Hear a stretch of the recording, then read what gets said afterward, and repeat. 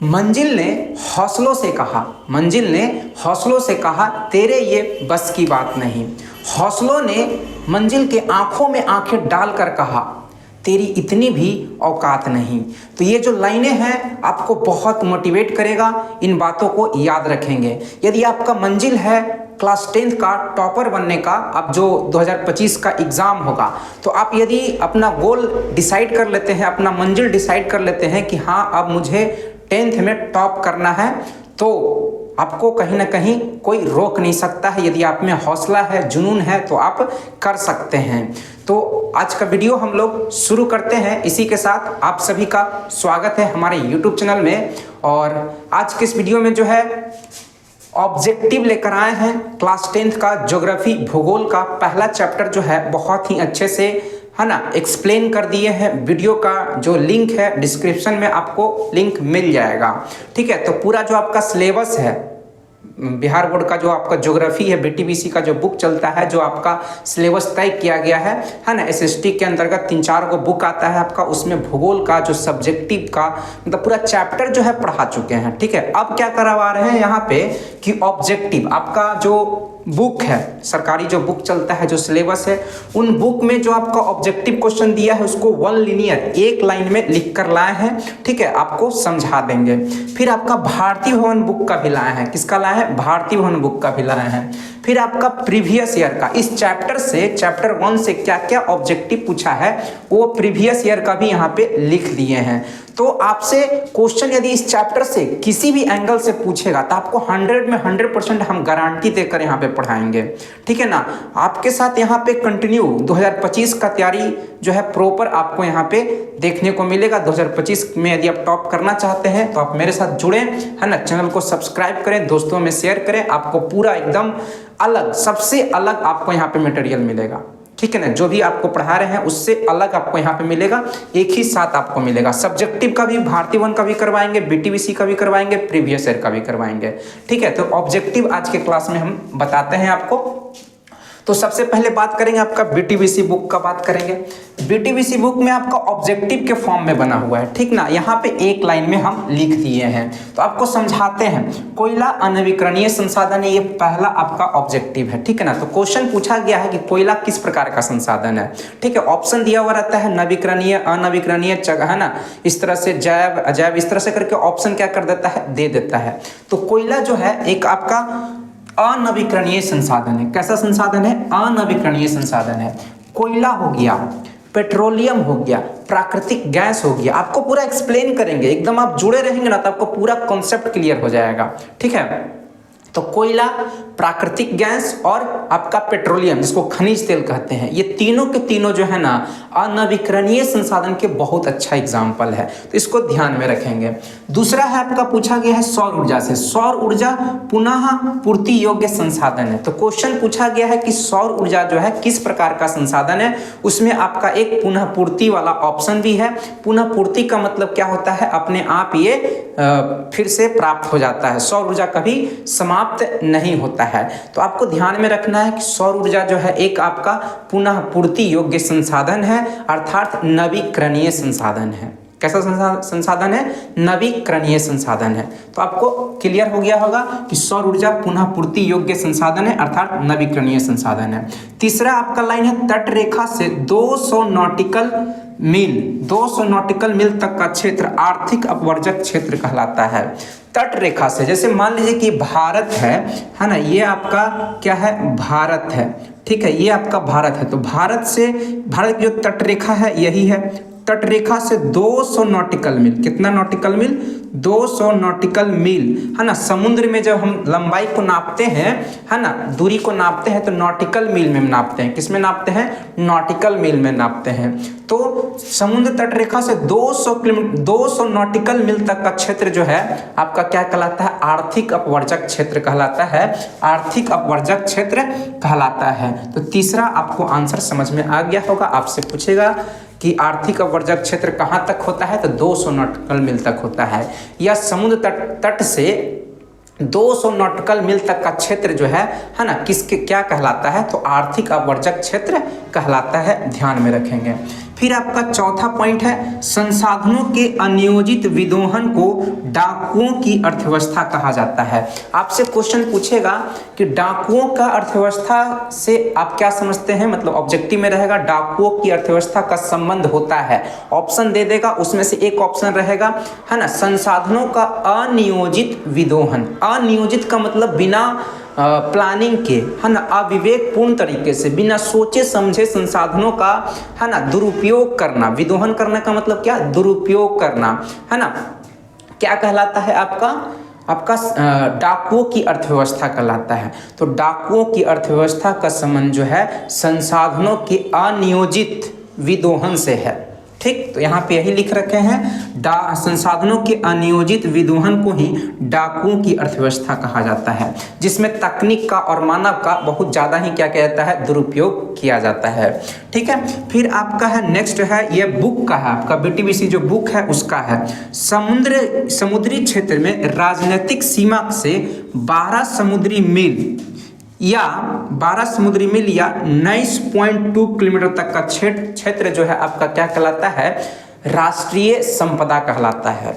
देखेंगे कि यहाँ आपको समझा देते हैं 12 समुद्री मील, एक समुद्री मील में जो है आपका एक समुद्री मील में कितना किलोमीटर होता है, तो 1.8 है ना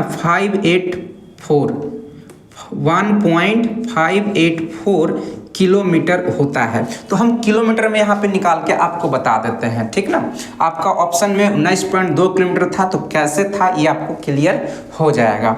ठीक है, तो एक समुद्री मील में कितना किलोमीटर होता है 1.584 किलोमीटर होता है। अब इसमें 12 से मल्टीप्लाई कीजिएगा, यहाँ पे कर देते हैं है ना 1.584 में 12 से मल्टीप्लाई कीजिए, तो 2 दूनी 4 दूनी 8, 8 दूनी 16, 1 5 10 1 11, 2 एकम 2 1 3। ठीक, अब आता है 4 एकम 4, 8 एकम 8, 5 एकम 5 और 1 एकम 1, 8 6 4 10। ठीक, 8 1 9 1 10 हो जाएगा है ना, इसमें से एक हासिल बचा तो 10 हो जाएगा। 5 3 8 1 9 और 1 ये, तो कितना आ रहा है 19 पॉइंट समथिंग आ रहा है। 3 अंक के बाद पॉइंट दिया हुआ है, तो हम लोग क्या करेंगे 19.008 दे देंगे, तो इसको हम लोग लिख सकते हैं 19 किलोमीटर है ना, 19 किलोमीटर के आसपास लिख सकते हैं। तो आपका ऑप्शन में 19.2 किलोमीटर दिया है, तो यही क्या हो जाएगा 19 लगभग हम लोग का आ गया है, तो 19.2 हम लोग देंगे आंसर। तो कह सकते हैं समुद्री क्षेत्र से राजनीतिक सीमा के 12 समुद्री मील या 19.2 किलोमीटर तक का क्षेत्र जो है राष्ट्रीय संपत्ति कहलाता है। तो ये आपका समझ में आ गया होगा। ये आपका जितना लाइन था है ना, इसके हेल्प से आप क्या कर सकते हैं, जो आपका बुक है बीटीबीसी बुक है ना, उसका आंसर ये निकल के आया, उसका एक्सप्लेनेशन आया। अब भारतीय भवन का कुछ ऑब्जेक्टिव है, उसका भी बात कर लेते हैं। बहुत लोग भारतीय भवन बुक भी पढ़ते हैं, ठीक है ना, तो उसके बारे में भी हम लोग देख लेते हैं। इसमें पहला पॉइंट है आपका संसार का सबसे कीमती संसाधन क्या होता है, खनिज होता है। इसमें पूछा हुआ है संसार का सबसे कीमती संसाधन कौन सा है, तो बहुत सारा कोयला भी है, खनिज भी है, बहुत सारा ऑप्शन दिया हुआ है। ठीक है, तो सबसे कीमती संसार का सबसे कीमती संसाधन जो होता है खनिज होता है। खनिज मतलब मिनरल्स जो धरती के अंदर से क्या करते हैं भूपरपट्टी से निकाले जाते हैं। ठीक है, ये बहुत ही कीमती होते हैं, जैसे सोना हो गया, चांदी हो गया, तांबा हो गया, ये सब बहुत कीमती होता है। हीरा हो गया, हीरा तो कोयले के खान से निकलता है। ठीक है, तो भी क्या है खनिज ही है। तो ये सब क्या होता है बहुत महंगा होता है। फिर आपका है दूसरा में है वन, नदियाँ, खनिज, प्राकृतिक संसाधन है। तो इसमें क्वेश्चन पूछा है कि कौन प्राकृतिक संसाधन नहीं है, तो एक ऑप्शन नगर दिया हुआ था और हम यहाँ पे लिख लिए हैं वन, नदियाँ, खनिज, ये सभी प्राकृतिक संसाधन है ना। इसको कोई वन को कोई मानव तो बनाया नहीं है, नदियों को भी कोई मानव बनाया नहीं है, खनिज को भी कोई मानव बनाया नहीं, तो प्राकृतिक संसाधन है। नगर जो है आपका प्राकृतिक संसाधन नहीं है, ये मानवों के द्वारा बनाया गया है। तो यहाँ पे जो सही था वो ले लिए हैं, आप सही जानेंगे तो गलत को छाट सकते हैं। ठीक है, फिर आपका खनिज तेल का भंडार सीमित है। क्वेश्चन पूछा गया कि किसका भंडारण जो है सीमित है। ठीक ठीक है। सौर ऊर्जा भी था, जल भी था, तो ये सब बहुत ही ज़्यादा मात्रा में पाया जाता है, सौर ऊर्जा, पवन ऊर्जा, जल, ठीक। लेकिन खनिज तेल जो है इसका भंडार जो है क्या है, सीमित है। खनिज तेल मतलब पेट्रोलियम, खनिज तेल मतलब पेट्रोलियम। जितने भी आपका खनिज तेल हो गया, पेट्रोलियम हो गया, कोयला हो गया, आपका प्राकृतिक गैस हो गया, ये सब कहीं ना कहीं क्या है, सीमित मात्रा में पाए जाते हैं, ठीक है। तो इनका भंडार जो है कहीं ना कहीं क्या है, सीमित है। फिर आपका है किसके कारण जो है मछलियों का अस्तित्व खतरे में आ रहा है, तो दूषित जल के कारण। किसके कारण, दूषित जल, गंदे पानी के कारण जो है मछलियों का जीवन क्या आ रहा है, संकट में आ रहा है, खतरे में आ सकता है। तो इसका आप समझ सकते हैं, ठीक। फिर आपका 2 पॉइंट और है भारतीय भवन का, ज्वारीय ऊर्जा नवीकरणीय ऊर्जा है। देखिए आपको बताते हैं, ज्वारीय ऊर्जा जो समुद्र में देखने को मिलता है, ज्वार भाटा कहाँ आता है, समुद्र में आता है, तो ज्वारीय ऊर्जा नवीकरणीय आपका है, ठीक ना। फिर आपका सौर ऊर्जा नवीकरणीय है, पवन ऊर्जा नवीकरणीय है, आपका भूतापीय ऊर्जा भी नवीकरणीय है। तो ये सभी जितने भी ऊर्जा के प्रकार बता रहे हैं सब नवीकरणीय में आता है। उसी तरह से ज्वार ऊर्जा भी क्या हो जाएगा, नवीकरणीय ही कहलाएगा। यहाँ पे थोड़ा चमक रहा होगा, खैर कोई दिक्कत नहीं है, आपको सुनना है। ज्वारीय ऊर्जा नवीकरणीय ऊर्जा के उदाहरण है, ठीक। फिर आपका लौह अयस्क अनवीकरणीय संसाधन है। जितने भी खनिज है ना, लौह अयस्क भी एक तरह का खनिज ही है। लौह अयस्क कहने का मतलब वैसे खनिजों को कहा जाता है लौह अयस्क, जिससे लोहे धातु की प्राप्ति की जाती है, ठीक ना। तो लौह अयस्क भी खनिज है, तो खनिज चूंकि क्या है, अनवीकरणीय संसाधन है, ये सीमित मात्रा में है, तो लौह अयस्क भी क्या होगा, आपका अनवीकरणीय संसाधन ही होगा, कहीं ना कहीं ये सीमित मात्रा में पाया जाता है, ठीक ना। तो आपका दोनों बुक का ऑब्जेक्टिव करवा दिए। अब कुछ प्रीवियस ईयर के क्वेश्चन जो आपका पूछा गया है एग्जाम में, है ना, इन्हीं चैप्टर से पूछा गया है, उसको भी यहाँ पे लिख दिए हैं। जितना पूछा गया है ना, सब लिख दिए हैं। तो आपसे इससे बाहर ऑब्जेक्टिव इस चैप्टर से नहीं पूछेगा, एकदम गारंटी दे रहे हैं आपको। फिर यहाँ चलिए, यहाँ पे आते हैं प्रीवियस ईयर का। प्राकृतिक संसाधनों के संरक्षण के लिए 1968 में, कब, 1968 में अफ्रीकी कन्वेंशन हुआ था। कौन सा कन्वेंशन हुआ था, अफ्रीकी कन्वेंशन हुआ था। तो यहाँ से क्वेश्चन पूछा गया है कि अफ्रीकी कन्वेंशन जो है प्राकृतिक संसाधनों के संरक्षण के लिए कब हुआ, तो 1968 याद रखेंगे। या क्वेश्चन पूछेगा कि प्राकृतिक संसाधनों के संरक्षण के लिए 1968 में कौन सा कन्वेंशन हुआ था, तो बहुत सारा कन्वेंशन लिख देगा, जिसमें से एक रहेगा अफ्रीकी कन्वेंशन। तो आपको याद रखना है, अफ्रीकी कन्वेंशन का संबंध जो है प्राकृतिक संसाधनों के संरक्षण से संबंधित है, जो कि 1968 में हुआ था। तो ये पूछा हुआ है एग्जाम में, ठीक। फिर आपका सौर ऊर्जा नवीकरणीय संसाधन है, तो ये भी एग्जाम में पूछा है। सौर ऊर्जा जो है ना, किस प्रकार का संसाधन है, नवीकरणीय दे देगा, अनवीकरणीय दे देगा, इस तरह से करके ऑप्शन दे देगा। तो आप है ना, आपको बता चुके हैं, सौर ऊर्जा हो गया, पवन ऊर्जा हो गया, भूतापीय ऊर्जा हो गया, ज्वारीय ऊर्जा हो गया, है ना, ये सब जो है क्या है, आपका नवीकरणीय ऊर्जा के संसाधन है, नवीकरणीय ऊर्जा है, ठीक ना। तो सौर ऊर्जा क्या है, नवीकरणीय संसाधन है। फिर ये भी बहुत बार पूछा गया है, विश्व पर्यावरण दिवस कब मनाया जाता है, तो 5 जून को मनाया जाता है। विश्व पर्यावरण दिवस कब मनाया जाता है, 5 जून को मनाया जाता है। एकदम याद रखेंगे, एकदम रिपीटेबल क्वेश्चन है ना, ये आपका प्रीवियस ईयर का सारा है। तो विश्व पर्यावरण दिवस मनाया जाता है 5 जून को मनाया जाता है, याद रखेंगे। द्वितीय पृथ्वी सम्मेलन 1997 में हुआ था। यहाँ से क्वेश्चन पूछा जाता है, पृथ्वी सम्मेलन से एक न एक क्वेश्चन आपका हमेशा एग्जाम में रहता है। तो आपको हम तीनों सुना देते हैं, आप ध्यान से सुन लेंगे। पहला पृथ्वी सम्मेलन जो है आपको 1992 में हुआ था, 1992 में हुआ था। दूसरा पृथ्वी सम्मेलन जो है 5 साल के बाद हुआ था, 55 साल पर होता है, ठीक है। तो 1997 में दूसरा का पृथ्वी सम्मेलन हुआ था। दूसरा पृथ्वी सम्मेलन को जो है ना, आपको +5 सम्मेलन के नाम से भी जाना जाता है। दूसरा पृथ्वी सम्मेलन को जो है +5 सम्मेलन के नाम से भी जाना जाता है।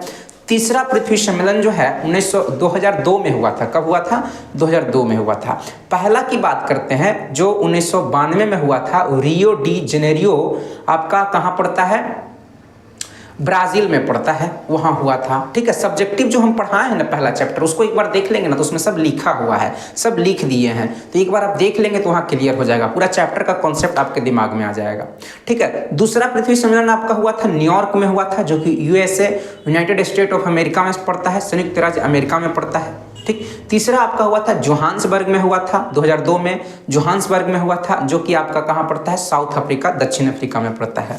तो तीनों आपको सुना दिए, वैसे सारा चैप्टर में जो पढ़ा है उसमें दिया हुआ है, ठीक है। तो ये पूछा हुआ है इसलिए आपको बता रहे हैं। तीसरा है आपका संसाधन होते नहीं बनते हैं, है ना, किसने कहा था, यह कथन किसका है, ऐसे करके क्वेश्चन पूछ लेता है। तो ये जिमरमैन ने कहा था। किसने कहा था, जिमरमैन ने कहा था, याद रखेंगे जिमरमैन ने कहा था संसाधन होते नहीं बनते हैं। फिर आपका है नर्मदा बचाओ आंदोलन, इसी चैप्टर में थोड़ा थोड़ा दिया हुआ है, आपका जो बीटीबीसी वाला बुक है इसमें नर्मदा बचाओ चिपको आंदोलन के बारे में थोड़ा थोड़ा दिया हुआ है, इसलिए यहाँ पे क्या कर दिए, क्वेश्चन यहाँ से आता है इसलिए यहाँ पे रख दिए हैं, ये सब पूछा हुआ है, ठीक है। वैसे आगे के चैप्टर में भी पढ़ना है, चिपको आंदोलन, नर्मदा बचाओ आंदोलन, ये आगे के चैप्टर में भी पढ़ना है, ठीक है। लेकिन आप सुनते चलेंगे। नर्मदा बचाओ आंदोलन के नेता कौन थे, पूछा जाता है, नर्मदा बचाओ आंदोलन के नेता कौन थे, नेतृत्वकर्ता कौन थे, तो आपका नाम याद रखना, मेधा पाटेकर। मेधा पाटेकर जो थे नर्मदा बचाओ आंदोलन के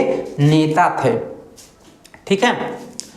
चिपको आंदोलन, चिपको आंदोलन के नेता कौन थे ये भी पूछा जाता है। तो चिपको आंदोलन के नेता थे सुंदरलाल बहुगुणा। चिपको आंदोलन के नेता कौन थे, सुंदरलाल बहुगुणा, ठीक। फिर हमारे पास एक और स्टेटमेंट है, हमारे पास पेट भरने के लिए सब कुछ है लेकिन पेटी भरने के लिए कुछ नहीं है, किसने कहा था, ये कथन है, स्टेटमेंट है। तो गांधी जी ने कहा था। गांधी जी ने कहा था संसाधनों के संरक्षण को लेकर के संबंधित बातें कहा था, संसाधनों का संरक्षण को लेकर के मानवों में, मनुष्य में, व्यक्ति में, समाज में जागरूकता आए, उससे संबंधित ये बात कहा था कि हमारे पास पेट भरने के लिए सब कुछ है लेकिन पेटी भरने के लिए कुछ नहीं है। कहने का मतलब है कि हम लोग क्या किए जा रहे हैं, अभी वर्तमान पीढ़ी संसाधनों का उपयोग बहुत ज़बरदस्त तरीके से किए जा रहे हैं, कुछ बचा के नहीं चल रहे हैं, जिसके कारण क्या हो सकता है, आने वाली पीढ़ी को संसाधनों का दिक्कत कमी हो सकता है, ठीक ना। तो इसी से संबंधित गांधी जी ने कहा था हमारे पास पेट भरने के लिए सब कुछ है, सब कुछ खाने के लिए सब कुछ है, लेकिन बचा के रखने के लिए कुछ नहीं है। इसलिए हम लोग क्या करना चाहिए, कुछ कुछ संसाधनों का उपयोग सोच समझ कर ही करना चाहिए, दुरुपयोग नहीं करना चाहिए। तो इससे क्या होगा, संसाधन बचेगा।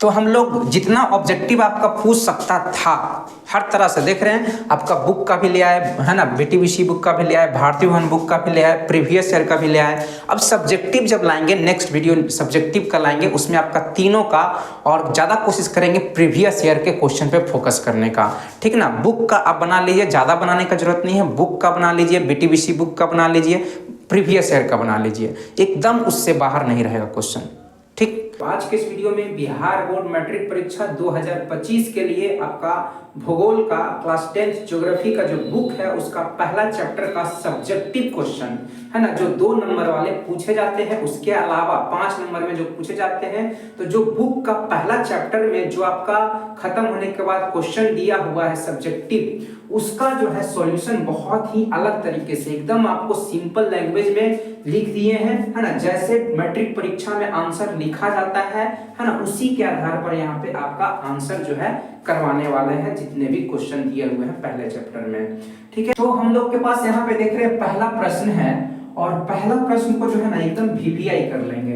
पहला प्रश्न को वीवीआई कर लेंगे। वीवीआई करने का मतलब वेरी वेरी इंपॉर्टेंट है। पहला प्रश्न आपसे पूछा गया संसाधन को परिभाषित कीजिए। एग्जाम में मैट्रिक के परीक्षा में सेम ऐसा ही क्वेश्चन पूछता है, लैंग्वेज कभी कभी बदल देता है ना। संसाधन को उदाहरण सहित परिभाषित करें, संसाधन से आप क्या समझते हैं, है ना, संसाधन का परिभाषा लिखें, इस तरह से करके लैंग्वेज बदल बदल के आपसे क्वेश्चन एग्जाम में पूछता है, ठीक है ना। तो हम लोग क्या किए, यहाँ पे आप देख रहे हैं जैसे मैट्रिक के परीक्षा में लिखा जाता है आंसर को ना, उसी पैटर्न पर आपको क्या किया है, यहाँ पे आंसर दे रहे हैं। ऐसा नहीं है कि एकदम कहानी की तरह लिख दिए, लीजिए हो गया, नहीं। आप सुनेंगे, आप यहाँ पे पढ़ेंगे तो आपको पूरा क्लियर हो जाएगा, ठीक।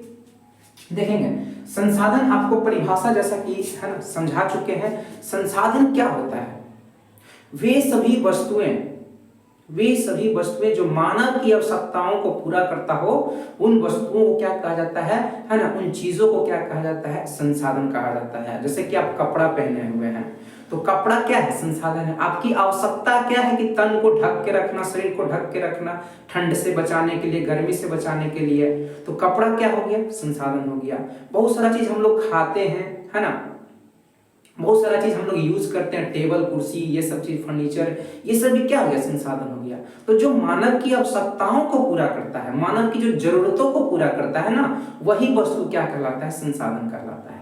तो देखिए हम लिख रखे हैं, यही बात लिख रखे हैं, है ना, वे सभी वस्तुएं जो मानव की आवश्यकताओं की, आवश्यकता का मतलब जरूरत की पूर्ति करता हो, उसे संसाधन कहा जाता है। एक लाइन में ये कह सकते हैं। उदाहरण जरूर लिखें, यहाँ पे कहे या ना कहे, उदाहरण लिखने के लिए कहे या ना कहे उससे फर्क नहीं पड़ता है। आपसे मैट्रिक परीक्षा में क्वेश्चन पूछेगा तो आपको उदाहरण परिभाषा के बाद लिखना ही है। मेज मतलब हो गया, टेबल हो गया, वस्त्र हो गया, खनिज हो गया। खनिज भी क्या है, संसाधन है। खनिज का बहुत सारा चीज है, हम लोग आभूषण में या बहुत कुछ सजावटों में हम लोग क्या करते हैं, यूज करते हैं, है ना। और बनाने में खनिज में आपका लोहा भी आता है, टीन भी आता है, तांबा भी आता है। तो ये सब चीज से हम लोग बहुत कुछ बनाते भी हैं। तो ये सब भी क्या है, खनिज ही है। जीव जंतु भी हमारे लिए बहुत उपयोगी है ना।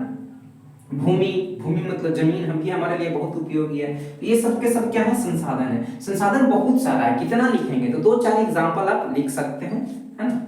अब यहाँ पे संसाधन का परिभाषा लिख दिए, उसके बाद आप क्या करेंगे ना कि कुछ संसाधन से जुड़ा हुआ कुछ बहुत अच्छी बातें भी आप क्या कर सकते हैं, आंसर में जोड़ सकते हैं। इससे क्या होता है, आंसर आपका बहुत परफेक्ट होता है ना। 2 नंबर का पूछेगा तो इतना ही नहीं लिखना है, थोड़ा सा और बढ़ाना है, थोड़ा सा और क्या करना है, लंबा ले जाना है। क्योंकि मैट्रिक परीक्षा में कहीं ना कहीं आपका थोड़ा ज्यादा लिखना मैटर करता है, बहुत मायने रखता है। ठीक है, तो 1 लाइन 2 लाइन और लिख सकते हैं। प्रसिद्ध भूगोलवेत्ता जिमरमैन के अनुसार संसाधन होते नहीं बनते हैं। सही बात है, संसाधन होता नहीं है, इसको क्या करता है, मानव ही क्या करता है, बनाता है अपने ज्ञान से, अपने कौशल से, मतलब अपने टैलेंट से और तकनीक का मदद करके, टेक्नोलॉजी का मदद करके क्या करता है, उसको उपयोगी बनाता है। ठीक, तो ये कहीं ना कहीं संसाधन के परिभाषा से जुड़ा हुआ ये बात है, तो इसको क्या कर सकते हैं, जोड़ सकते हैं। फिर यहाँ पे एक लाइन लिखी है, मानव एक स्वयं क्या है, संसाधन है जो तकनीक और अपने कौशल से वस्तुओं को क्या करता है, उपयोगी बनाता है। सही बात है, मानव भी, हम लोग भी, आप भी क्या है, एक संसाधन है। ठीक है ना। आप भी अभी पढ़ रहे हैं, मान लीजिए आप विद्यार्थी हैं तो आप पढ़ रहे हैं, तो आप भी अभी संसाधन ही है। आप में अभी क्या किया जा रहा है, निवेश किया जा रहा है। आप में अभी क्या किया जा रहा है, कहीं ना कहीं खर्च किया जा रहा है। ठीक है, आपको पढ़ाया लिखाया जा रहा है, आपको खिलाया पिलाया जा रहा है, आपको वस्त्र दिया जा रहा है। और एक समय ऐसा होगा कि आपको क्या करना होगा, जब आप एक संसाधन बन जाएंगे, है ना, आप एक संसाधन बन जाएंगे, पढ़ लिख लेंगे, तो आपको क्या करना होगा, उपयोगी बनना होगा। आपको कमा करके ला कर देना होगा, घरों में देना होगा। तो आप क्या हो जाएंगे, संसाधन हो जाएंगे। तो कहीं ना कहीं आप सब संसाधन है, हम भी संसाधन है। ठीक, तो ये हो गया संसाधन का परिभाषा। संसाधन का परिभाषा में और कुछ जोड़ सकते हैं, जिस देश का संसाधन जितना वैभवशाली होता है, जितना जो देश जो समृद्धशाली होता है संसाधन के मामला में, वह देश उतना ही विकसित होता है ना। और जिस देश के पास जितना कम संसाधन होता है, वह देश उतना ही क्या होता है, अविकसित होता है। तो इस तरह से और भी जोड़ सकते हैं, लेकिन इतना काफी है। इतना क्या है, काफी है 2 नंबर के लिए। 2 मार्क्स का पूछता है। कितने मार्क्स का पूछता है, लघुतरीय प्रश्न आपका 2 नंबर का रहता है। चलिए, अब आ गया दूसरा प्रश्न पूछा गया यहाँ पे, संभावी एवं संचित कोश संसाधन। संभावी संसाधन और संचित कोश संसाधन में अंतर स्पष्ट करें, है ना। ये आपका एग्जाम में आपको अंतर इसी तरह से लिखना है। ऐसा नहीं कि कहानी की तरह एक लाइन यहाँ लिख दी, यहाँ लिख दी है। ठीक, आपको क्या करना है, अंतर वाले जो भी प्रश्न पूछे जाएंगे, एक तरफ मान लीजिए कि 2 चीज के बारे में, आपतल दर्पण, फिजिक्स में जैसे आप लोग पढ़ते होंगे, आपतल दर्पण, उत्तल दर्पण। तो मान लीजिए कि आपतल दर्पण उत्तल दर्पण में अंतर पूछा, तो क्या करेंगे, ऐसे सीधा सीधा लिख देंगे, नहीं। एक तरफ क्या पहले ऊपर लिखेंगे, हाँ आपतल उत्तल दर्पण में अंतर निम्नलिखित है, फिर एक तरफ आपतल दर्पण लिखेंगे, फिर एक तरफ उत्तल दर्पण लिखेंगे, फिर क्या करेंगे, पॉइंट वाइज क्या करेंगे, आपतल का जो दोनों में जो अंतर है उसको क्या करेंगे, पॉइंट वाइज लिखेंगे। अंतर के प्रश्नों को लिखने का यही तरीका होता है। ठीक है, बहुत लोग जो है इस तरह से कहानी में लिखे रहते हैं, कहानी की तरह लिख कर बताते हैं, तो वो सही पैटर्न नहीं है। सही तरीका यही है। ठीक, इससे बहुत स्पष्ट दिखाई देता है ना, स्पष्ट क्लियर पता चलता है। चेक करने वाले को ज्यादा टेंशन नहीं लेना पड़ता है, एकदम देख रहा है कि हाँ स्पष्ट दिख रहा है, लगाओ 2 नंबर मिल गए। समझ रहे हैं बातों को। तो यहाँ इस प्रकार से लिखेंगे, संभावी एवं संचित, है ना, संचित कोश है ना, संचित कोश संसाधन में अंतर निम्न है। एक तरफ लिख लिए संभावी संसाधन, एक तरफ लिख लिए संचित कोश संसाधन। देखिए दोनों को मतलब समझिए। संभावी संसाधन क्या होता है, नामे में पता चल रहा है इसका आंसर। संभावी मतलब संभावना है। वैसे संसाधनों को कहा जाता है संभावी संसाधन जिसके उपयोग करने की संभावना बहुत ज्यादा है, मतलब संभावना है कि भविष्य में उपयोग किया जा सकता है, उन संसाधनों को ही संभावी संसाधन कहते हैं। देखिए लिख रखे हैं वैसे संसाधन जिसके उपयोग करने की संभावना भविष्य में हो, संभावना है कि भविष्य में उपयोग किया जा सकता है इस प्रकार के संसाधनों का, उसे संभावी संसाधन कहते हैं। इसका उदाहरण दे देंगे तो बहुत क्लियर हो जाएगा। जैसे राजस्थान में और गुजरात में क्या है ना कि बहुत खुला एरिया है, एकदम मरुस्थल ही मरुस्थल है, तो वहां पे संभावना है कि वहां पे सौर प्लेट लगाया जा सकता है, सौर प्लेट लगाकर विद्युत ऊर्जा की प्राप्ति की जा सकती है। वहां पे संभावना है कि वहां पे पवन ऊर्जा लगाया जा सकता है, पवन ऊर्जा लगाया जा सकता है, ठीक है, और वहां पे विद्युत का इलेक्ट्रिसिटी प्राप्त किया जा सकता है। बहुत संभावना है, बहुत बड़ा क्षेत्र खुला है, एकदम परित है ना, क्योंकि मरुस्थल ही मरुस्थल है, कोई काम का जमीन है नहीं, तो वहां पे संभावना है कि सौर ऊर्जा और पवन ऊर्जा स्थापित किया जा सकता है। तो ये आप लिख देंगे, ठीक है। राजस्थान और गुजरात में सौर ऊर्जा और पवन ऊर्जा की असीम संभावना, असीम मतलब बहुत ज्यादा संभावना है। फिर आपका संचित कोश संसाधन, तो संचित कोश संसाधन का परिभाषा क्या लिखेंगे, है ना, वैसे संसाधन जिसको क्या कर सकते हैं, तकनीक के मदद से उपयोगी बनाया जा सकता है। तकनीक मतलब टेक्नोलॉजी, टेक्नोलॉजी के मदद से ही उसको क्या किया जा सकता है, उपयोग किया जा सकता है ना, उपयोग के लायक बनाया जा सकता है। जैसे समुद्र में, समुद्र बहुत बड़ा समुद्र है, महासागर है ना, यहाँ पे 96% मतलब पूरे धरती का देखा जाए तो 71% क्या है, पानी है। पूरे धरती पे देखा जाए पूरे विश्व में 71% तो खाली पानी है, 71% क्या है, खाली पानी है, इतना बड़ा क्षेत्र पानी है, तो है ना, संचित है, जल यहाँ पे बहुत ज्यादा मौजूद है। तो जल से हम लोग क्या कर सकते हैं, जल से हम लोग, जल का फॉर्मूला होता है H2 होता है, तो जल से हम लोग हाइड्रोजन गैस और ऑक्सीजन गैस हम लोग प्राप्त कर सकते हैं, है ना। ये आपका क्या है, संचित है, जल के रूप में कहीं ना कहीं हाइड्रोजन और ऑक्सीजन जो है गैस संचित है। इसको हम लोग तकनीक के मदद से, टेक्नोलॉजी के मदद से क्या कर सकते हैं, ऐसा कर सकते हैं। और ये कहीं ना कहीं महंगा है, कुछ कुछ देशों में अभी वर्तमान समय में जो है कुछ कुछ देशों में ऐसा है ना टेक्नोलॉजी बना लिया गया है कि जल से हाइड्रोजन और ऑक्सीजन को अलग किया जा रहा है। भारत में ऐसा संभव अभी तक नहीं हो पाया है, आगे चलकर संभावना है कि हो सकता है, ठीक है। तो वैसे संसाधन जिससे उपलब्ध तकनीक के मदद से, तकनीक टेक्नोलॉजी की सहायता से उपयोग में लाया जा सकता है, जैसे समुद्री जल से हाइड्रोजन और ऑक्सीजन को तकनीक की मदद से भारी मात्रा में प्राप्त किया जा सकता है, ठीक है। तो ये सही तरीका हुआ। अब हम लोग तीसरे और चौथे प्रश्न की ओर आगे बढ़ते हैं, जिसमें तीसरा प्रश्न कुछ इस प्रकार से है, संसाधन संरक्षण की उपयोगिता लिखें। ये एग्जाम के दृष्टिकोण से बहुत इंपॉर्टेंट है ना। आपके प्रीवियस ईयर के एग्जाम में भी ये क्वेश्चन पूछा जा चुका है कि संसाधन संरक्षण की उपयोगिता लिखें, या क्वेश्चन ऐसे पूछता है संसाधन संरक्षण से आप क्या समझते हैं। दोनों तरीके से क्वेश्चन पूछ सकता है, ठीक है, और इसका आंसर आपका यही होगा, ठीक है। और इसको VVI कर लेंगे, जो जो आपको हम कहें कि VVI कर लीजिए उसको एकदम VVI कर लेंगे, ठीक है। तो हम लोग अब बात करेंगे संसाधन संरक्षण की। संसाधन संरक्षण की क्या उपयोगिता है, संसाधन संरक्षण क्या होता है। तो पहले इसका आंसर आप ध्यान से एक बार पढ़ लीजिए, फिर आपको अपने लैंग्वेज में, हम एकदम सिंपल लैंग्वेज में ही लिखे हुए हैं। देखिए, किसी भी देश की सभ्यता और संस्कृति के विकास में, किसी भी देश के सभ्यता और संस्कृति के विकास में जो है ना, संसाधनों का बहुत ही महत्वपूर्ण योगदान होता है। बिना संसाधन के कोई भी सभ्यता, कोई भी संस्कृति है ना, किसी भी देश की सभ्यता या संस्कृति कभी डेवलप नहीं कर सकती है। समझ रहे हैं बातों को। तो संसाधनों का अनियोजित और अविवेक दोहन से, दोहन का मतलब दुरुपयोग करना होता है, दोहन का मतलब क्या होता है, दुरुपयोग करना, बेवजह उपयोग करना, है ना। संसाधनों का अनियोजित और अविवेकपूर्ण दोहन करने से विभिन्न प्रकार की आर्थिक और सामाजिक और पर्यावरण से संबंधित जो है समस्या उत्पन्न हो सकता है। सही बात है, सारा संसाधन का हम लोग दुरुपयोग कर जाएंगे तो गरीबी आ जाएगा, है ना, समाज में हाहाकार मच जाएगा, पर्यावरण ऐसे जैसे तैसे हो जाएगा, ठीक है, सब अनबैलेंस हो जाएगा, असंतुलित हो जाएगा, ठीक। तो इन समस्याओं को दूर करने के लिए विभिन्न तरह के संसाधनों का हम लोग बहुत ही दुरुपयोग कर लेंगे, है ना, बिना कोई प्लानिंग के, बिना नियोजित तरीके से क्या करेंगे, संसाधन का उपयोग कर जाएंगे, तो क्या हो जाएगा, सब अनबैलेंस हो जाएगा, सब असंतुलित हो जाएगा, देश में गरीबी आ जाएगा। समझ रहे हैं? तो इस तरह से आर्थिक, सामाजिक और पर्यावरण से संबंधित समस्याओं को दूर करने के लिए हम लोगों को क्या करना होगा, संसाधनों का संरक्षण पर विशेष ध्यान देना होगा। तो ये इसका सही उत्तर हो गया। अब आते हैं चौथा प्रश्न है। चौथा प्रश्न पूछा गया है, संसाधन निर्माण में तकनीक की, तकनीक मतलब क्या होता है, टेक्नोलॉजी, है ना,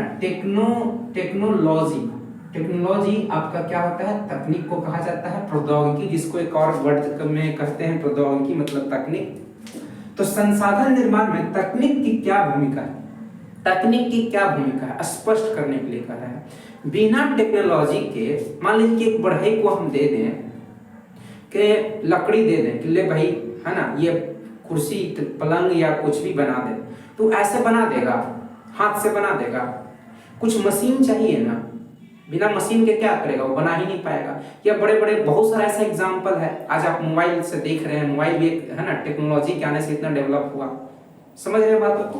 तो बिना टेक्नोलॉजी के, बिना तकनीक के संसाधनों को जो है उपयोग के लायक बनाया ही नहीं जा सकता है, मतलब बहुत ज्यादा उपयोगी बनाया जा सकता है टेक्नोलॉजी की मदद से। खाली दिमाग लगाने से नहीं होगा, खाली इंसान की मदद से नहीं होगा, ठीक ना। एक समय था हमारा देश क्या था, टेक्नोलॉजी नहीं था, तो हम लोग बहुत गरीब थे। अभी देखो टेक्नोलॉजी इतना आ गया है, इतना डेवलप हो गया भारत का भी, इंडिया का भी, कि हम लोग जो है दुनिया के 5वें सबसे बड़े अर्थव्यवस्था वाला देश में आ गए हैं। ये टेक्नोलॉजी के कारण ऐसा हुआ है ना। तो संसाधनों के निर्माण में तकनीक यानी कि प्रौद्योगिकी यानी कि टेक्नोलॉजी का महत्वपूर्ण योगदान है।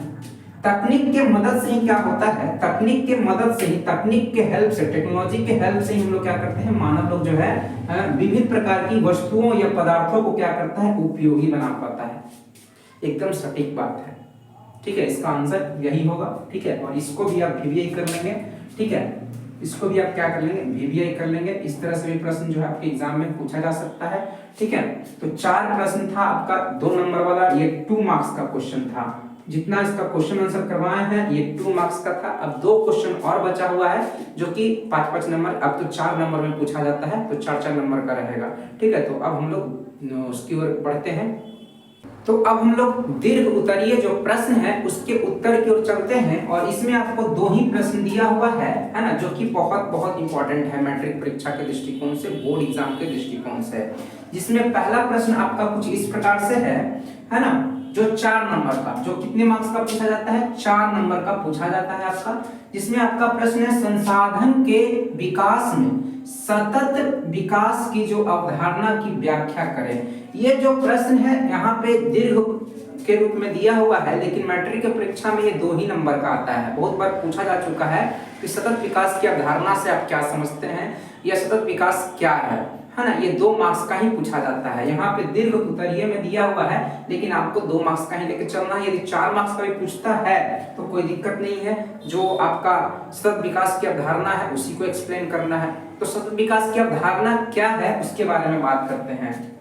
तो पहले आप क्या करेंगे, किस तरह से उत्तर लिखेंगे, तो पहले आप क्या करेंगे, हेडलाइन दे देंगे, है ना, सतत विकास की अवधारणा। इससे पता चल जाएगा कि हाँ आप सतत विकास के बारे में बता रहे हैं।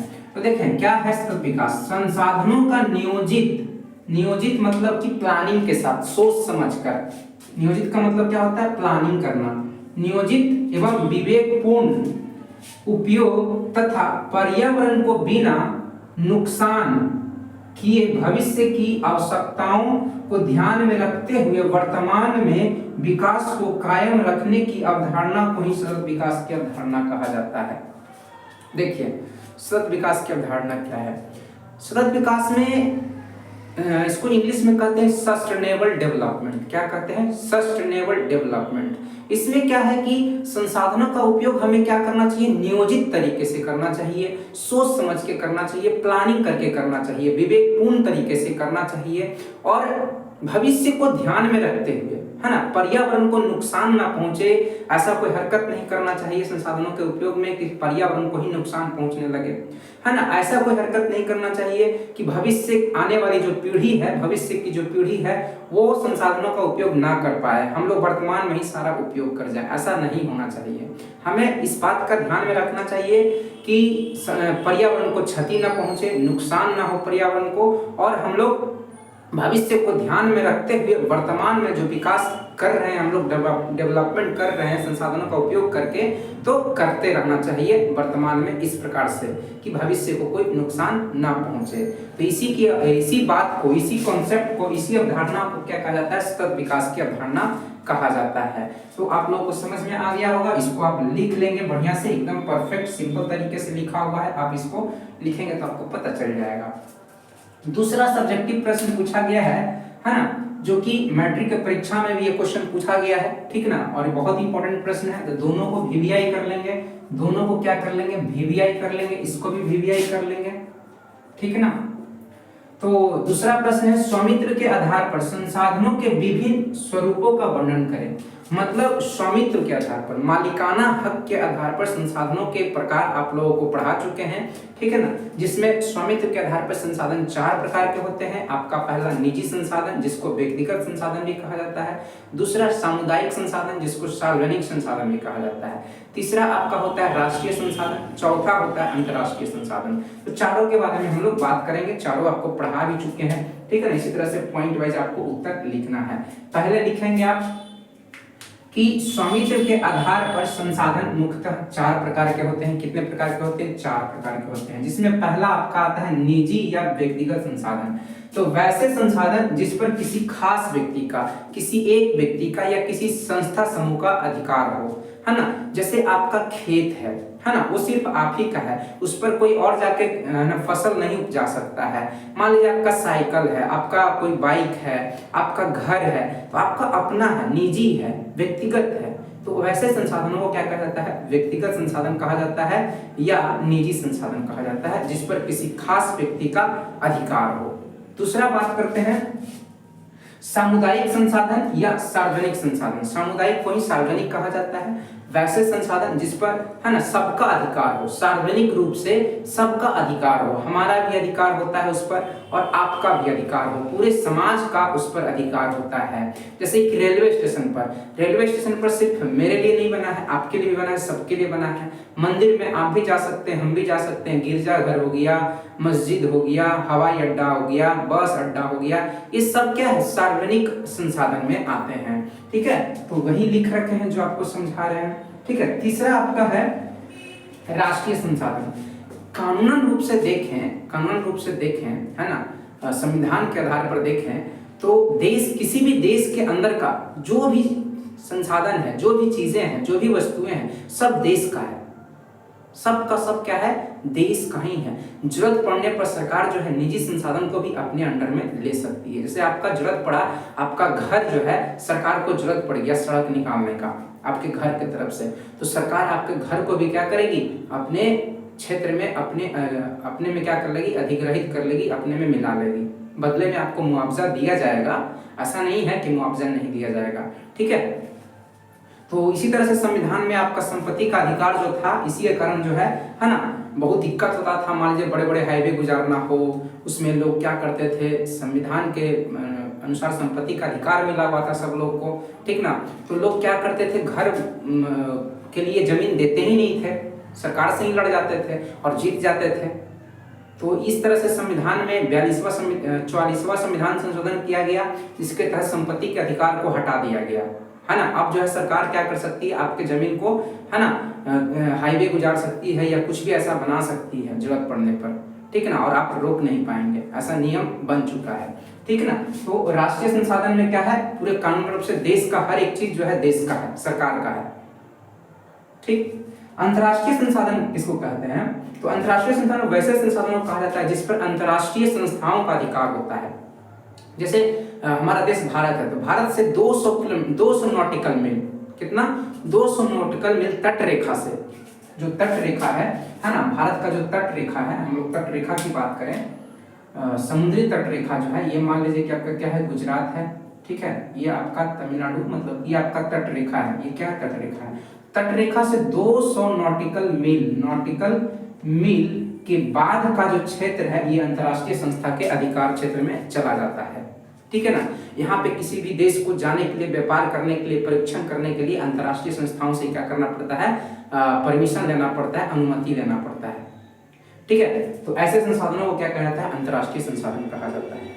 तो ओवरऑल आपको बहुत ही सिंपल लैंग्वेज में समझाया है, और कहीं ना कहीं जितना आपका बीटीबीसी का जितना आपका क्वेश्चन आंसर था सब का सब कंप्लीट करवा दिए हैं, है ना। आपका पूरा चैप्टर पढ़ा दिए है, उसका नोट्स भी कहीं ना कहीं आपको जब पढ़ाते वक्त में पूरा अच्छे से लिख करके समझा दिए हैं। ठीक है। तो नोट्स भी बना लेंगे आप। क्वेश्चन आंसर आपका भारतीय भवन, बीटीबीसी, प्रीवियस ईयर सबका ऑब्जेक्टिव आप करवा दिए हैं। ये सब्जेक्टिव आपका सिर्फ बुक का है, सिलेबस का जो प्रॉपर सिलेबस का जो बुक है, इसी बुक से ये जो आपका बुक है, चैप्टर है, ठीक है ना, पहला चैप्टर आपका है। ठीक है। पहला चैप्टर आपका ये चैप्टर आप लोग को पढ़ना है, संसाधन एवं उपयोग, यही चैप्टर आप देख सकते हैं। ठीक है। इसी से आपका क्वेश्चन जितना भी है ना, क्वेश्चन आपका इसी से बनेगा। ठीक है। एग्जाम में जो क्वेश्चन पूछा जाता है इसी से पूछा जाता है। ठीक है। कुछ क्वेश्चन रहता है, 1-2 क्वेश्चन भारतीय भवन का रहता है, लेकिन सब ठीक है इसी से पूछा जाता है। तो इसको आप लोग क्या करेंगे, एक बार रीड कर लेंगे, आपको जो पढ़ाया है उसका नोट्स बना लेंगे, तो उससे बाहर गारंटी के साथ कहते हैं कि ये जो चैप्टर आप कंप्लीट करवा दिए, इसी तरह से और चैप्टर, सारा चैप्टर कंप्लीट करवाएंगे। ठीक है। तो गारंटी के साथ हम कहेंगे कि इस चैप्टर से जितना आप करवा दिए हैं ना, एक भी क्वेश्चन बाहर नहीं जाएगा। एकदम 100 में 100% गारंटी देते हैं आपको। ठीक है। चलिए मिलते हैं नेक्स्ट वीडियो में। आप लोग चैनल को सब्सक्राइब जरूर कर दें, है ना, और दोस्तों में शेयर जरूर करें। सपोर्ट इसी तरह से करते रहें, ताकि आपके लिए हम पूरा डेडिकेट होके वीडियो जो है पूरा अच्छे से, जितना आपका सरल भाषा में हो सके रिप्रेजेंट कर सके आप सबके सामने। चलिए मिलते हैं नेक्स्ट वीडियो में। धन्यवाद।